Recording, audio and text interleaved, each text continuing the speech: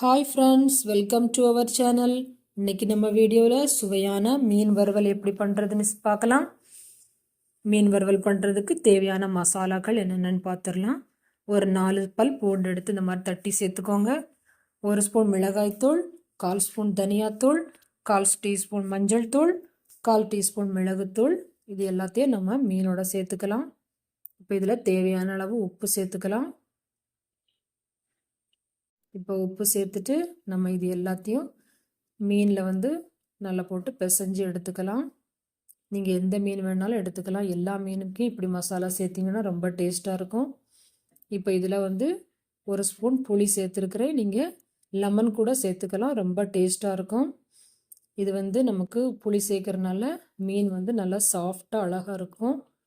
பாருங்கள், இப்போ நம்ம ஒரு 15 நிமிஷம் ஊற வச்சு எடுத்துக்கலாம்.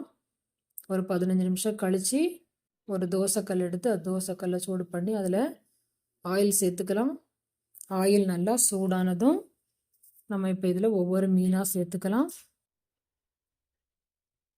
மீன் சேர்க்கும் பொழுது நம்ம அடுப்பை சிம்லேயே வச்சுக்கலாம், இல்லைன்னா சீக்கிரமாக நமக்கு கரிஞ்சு வந்துடும். ஆனால் மீன் உள்ள வேகாது.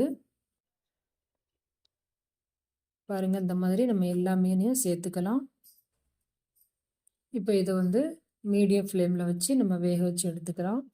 இப்போ பார்த்திங்கன்னா நமக்கு ஒரு சைடு நல்லா ஃப்ரை ஆகி வந்துடுச்சு. இப்போ இதை நம்ம மறுபக்கம் மாற்றிக்கலாம். பாருங்கள், இப்போ நம்ம இது எல்லாத்தையுமே இந்த மாதிரி மாற்றி போட்டுக்கலாம். பாருங்கள், நமக்கு இப்போது சுவையான மீன் அழகாக ரெடியாகி வந்துடுச்சு. ஃபைனலாக கொஞ்சம் கருவேப்பிலை சேர்த்து நம்ம எடுத்து பரிமாறிக்கலாம். பாருங்கள், சுவையான மீன் வறுவல் சூப்பராக ரெடி ஆகிடுச்சு. எல்லா வகை மீனுக்குமே இந்த மாதிரி மிளகு சேர்த்து பண்ணிங்கன்னா ரொம்ப சுவையாக இருக்கும். நீங்களும் செஞ்சு பாருங்கள். செஞ்சு பார்த்துட்டு எப்படி இருந்துன்னு சொல்லுங்கள். மறக்காமல் பாரத் ரெசிபி தமிழ் சேனலை சப்ஸ்கிரைப் பண்ணிக்கோங்க. Thank you friends.